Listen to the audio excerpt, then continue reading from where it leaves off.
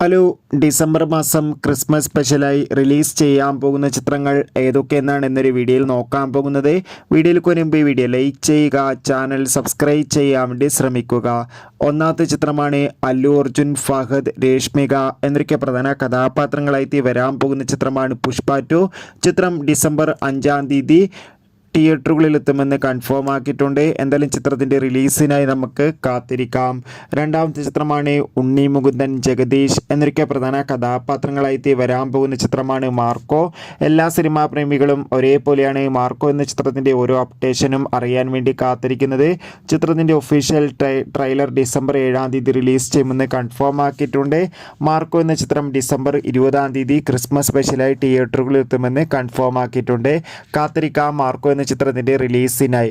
അടുത്തൊരു ചിത്രമാണ് ബേസിൽ ജോസഫ്, സൗബിൻ എന്നൊക്കെ പ്രധാന കഥാപാത്രങ്ങളായി വരാൻ പോകുന്ന ചിത്രമാണ് പ്രാവിൻ കൂട്ടുഷാപ്പ്. ചിത്രം ഈ വരുന്ന ഡിസംബർ മാസം ക്രിസ്മസ് സ്പെഷ്യലായി തിയേറ്ററുകളിൽ എത്തുമെന്ന് കൺഫേം ആക്കിയിട്ടുണ്ട്.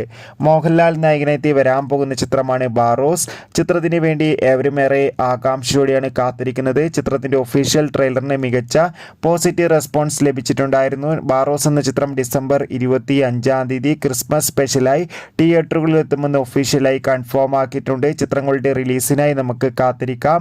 നിങ്ങൾ കാത്തിരിക്കുന്ന ചിത്രം ഏതാണ്? തീർച്ചയായും കമൻറ്റ് ബോക്സിൽ രേഖപ്പെടുത്തുക.